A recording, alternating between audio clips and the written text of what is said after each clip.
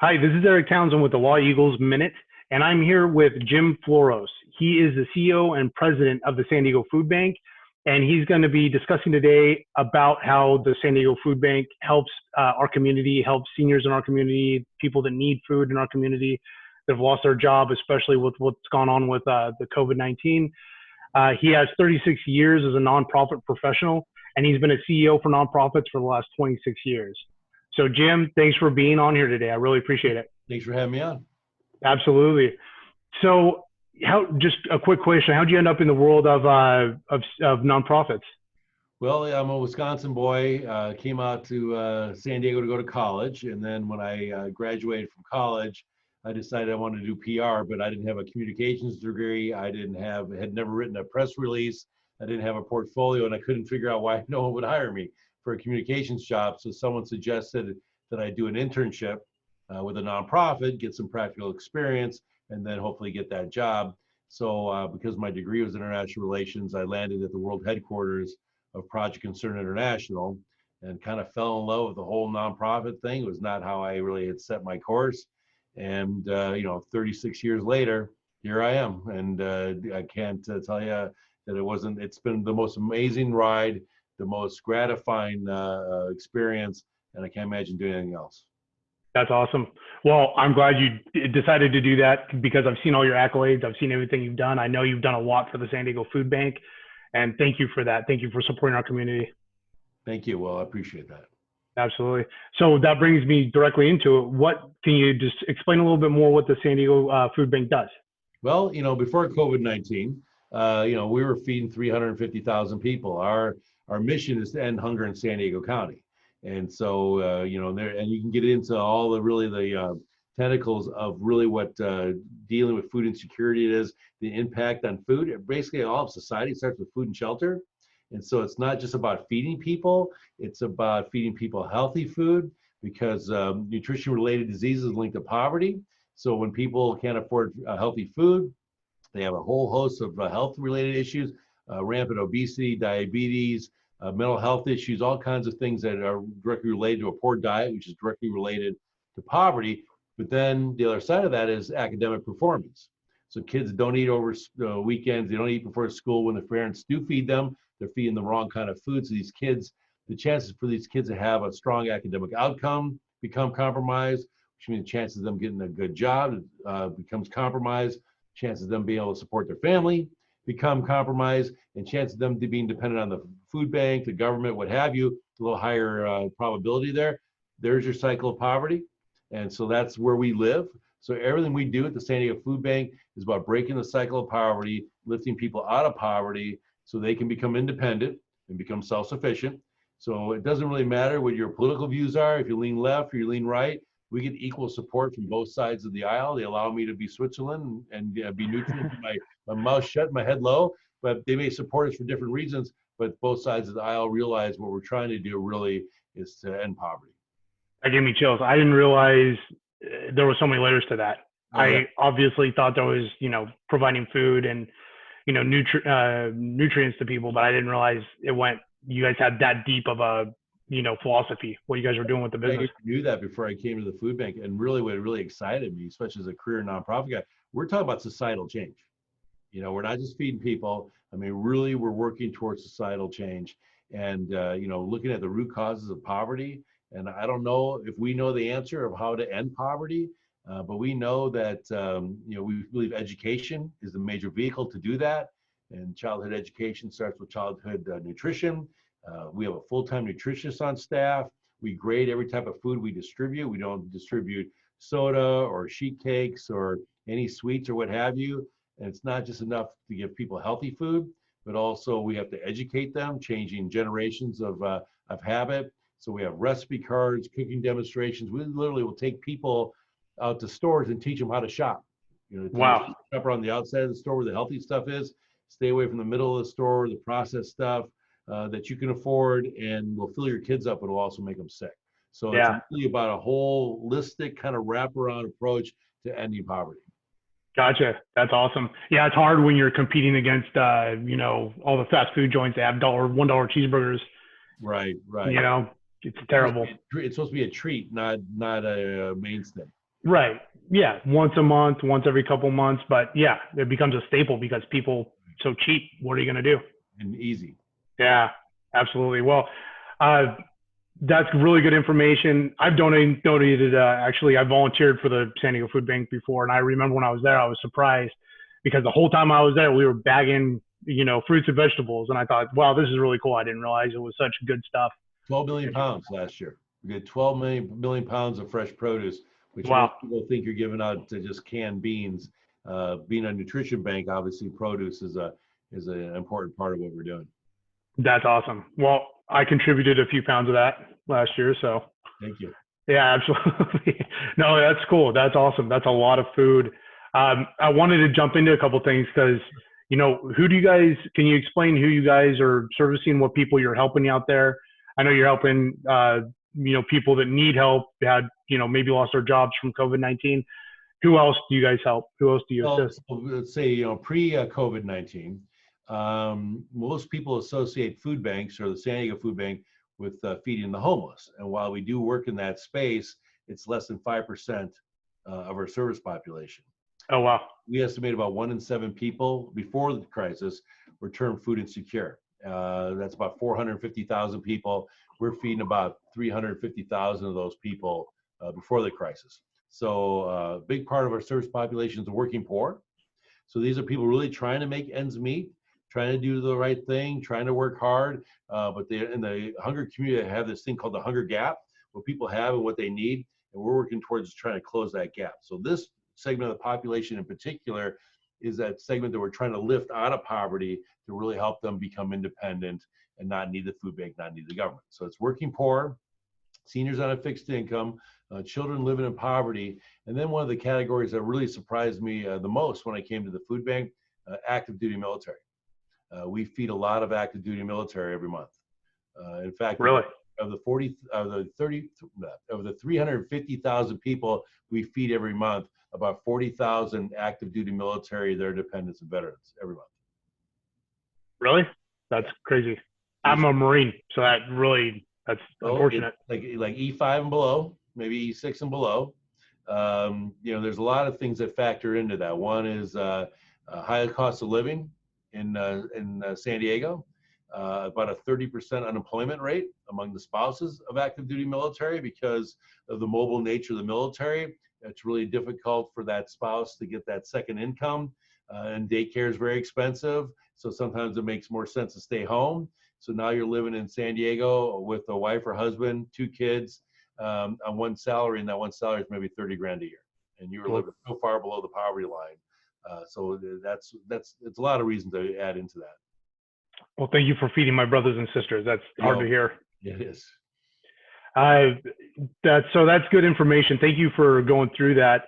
In addition, so if someone was going through and they were trying to get in touch with the San Diego Food Bank, what would you say? I know you guys have a web page. I'm going to actually put that up on the screen right now because I want to Okay, show the audience. I mean, you can always call us, but I think the website really has everything you could ever want. Everything from I need help to I want to donate money. Gotcha. Are you seeing that over there? Is that showing the right page? Yeah, I'm seeing the mission fed there. Yeah, so there's probably the main page right there. Okay, got it. Okay, so this is where people would go. So if people want to, donate anything, or if they want to look for, they actually get food, they can click right here on get food. Right, exactly. And we tell people, I mean, San Diego Foodbank.org works. You can even take it one step further and San Diego Foodbank.org/get help. And we'll tell you, see where all the distributions are there. Oh, let me go back. So what we do, what we have is about 200 distributions. Some of them are weekly, some of those are monthly. So what we're doing each week is that we're listing the all the distributions for the coming week. So on average, we do about 100 distributions a week, and that's not including the 500 nonprofit partners that we work with that have feeding programs. Oh, wow. That's great. So that's how people would go through. This is where they would go to actually get food. You can put a zip code in. That's the easiest thing. You put a zip code in, and then you're going to find out, where's a distribution nearest you. That's coming up that very week. Got it. That's awesome. Oh, there he goes. Crosspoint Life Church. We're actually working on some technology, so we're working on a site map, so it'll be real time. So you'll actually be able to see a map of all the different distribution sites. So we're working on that too. So during the crisis, we're really upping our game and trying to improve on what we do. Awesome. That's great. So, obviously you guys are a nonprofit, you're a 501c3. That's really important because what you're doing is you're basically taking donations in and you're taking in volunteers to help support the system, help support the business, the San Diego Food Bank. Can you tell us, I'm still on the page here, where would people go to donate? Well, where it says donate now, see that big button? Yeah, there it is. When you come on the page, immediately there should be a big donate button right there. One of the cool things about the food bank, we can actually take $1 and leverage that into 5 meals. So there it says right there. I don't go on the website nearly enough, but I have very talented staff that handle all this. But because of our huge volunteer base, because of our large amount of food donations, and we buy food in huge bulk, we're actually be able to take that $1 and leverage that into 5 meals. That's a lot. That's amazing. 20 cents a meal. Yep. That's awesome. That's way more than most people could do on their own trying to help out. Well, this is what we do for a living, and we buy 2,000-pound totes of rice, beans, and oatmeal, and then we have a machine that repacks into 1-pound bags, and that machine can do 2,000 bags in an hour.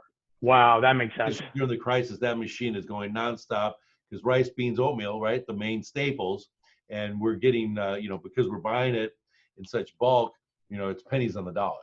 Gotcha. So we're getting that machine, that thing's cranking, and we're getting a lot of that product out in the community. That's awesome. Very cool.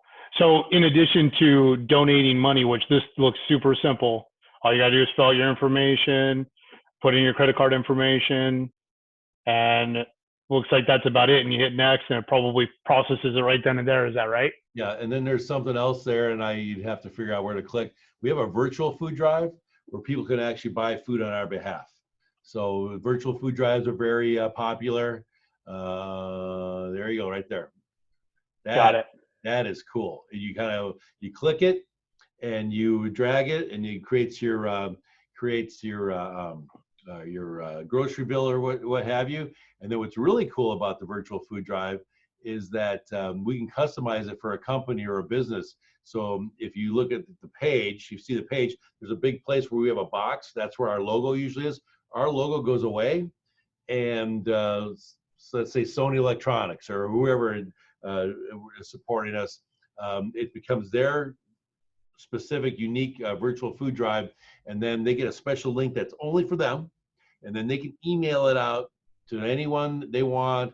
So we've got, Mission Fed is doing one, the Bank of America is doing one, a lot of groups are doing it. And so we probably have about 100, 150 specialized virtual food drives going on right now.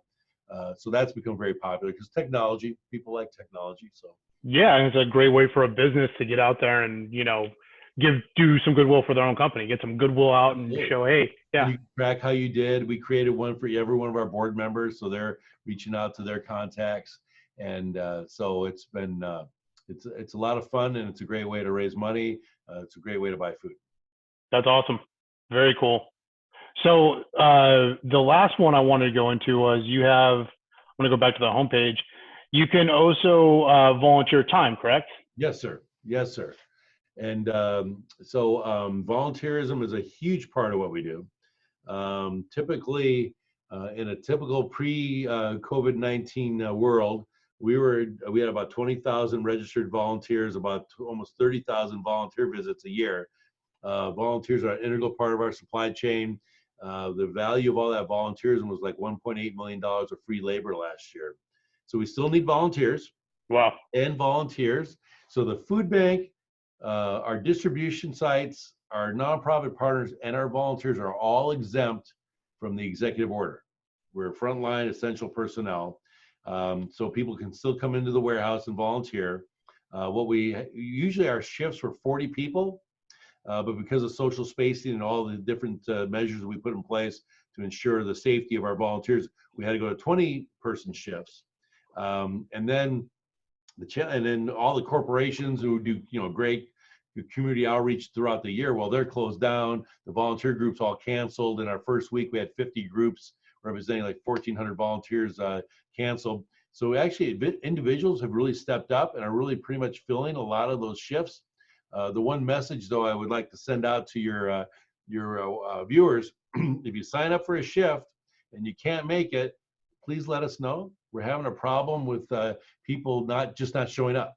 And I got, we're turning people away, and suddenly you just don't show up for a shift, and we really need you, because if you have a shift of 40 people and 6 don't show up, 34 people, you probably get through what you need to do. 20 person shift, 6 people don't show up, now you're 14. And so Gotcha. that has been a challenge for us. We've started to overbook the shifts a little bit to try to accommodate the no-shows. And if people go on and say, well, you're all full, scroll down, scroll down, scroll down, you'll find spots that are open, and just keep looking ahead and keep checking back, because people do cancel. So the volunteers have been great, and they got gloves and masks and social spacing and hand washing stations and sanitizer. So we're doing everything we can to really safeguard our volunteers. And we love family units. Cool. We don't have to do social spacing, because if you came in the same car, you live in the same house, we don't have to worry about social spacing. So if we have a project that requires people to be pretty close, families are perfect. That makes perfect sense. I was going to ask, what's the age range? What's the age that people can come in and volunteer? 11 and up. And in our North County Food Bank chapter, I believe it's 16 and up. Gotcha. And I have people that are emailing me going, my teenage daughter is home from school and driving me crazy, and I'm bringing her in the warehouse to volunteer. I'm like, bring her in, we'll put her in. That's great. And that's usually good for high school credits and things like that too. So absolutely. My son now my youngest is a junior in college, but he was a basketball player when he was in high school here, and all his teammates would come up to me because they needed X number of volunteer service hours to get into whatever school they're trying to get into. And Mr. Floros, I need hours. I said, come on in, buddy. We'll put you to work. That's awesome. Very cool. That's great info. I'm sure there's a lot of people stuck at home that would love to get out and do anything right now. So volunteering would be a great way to do that. It's very stir crazy. Yeah. I can tell you from my own personal experience right now, everybody I think is probably in the same boat. Well, that's great information.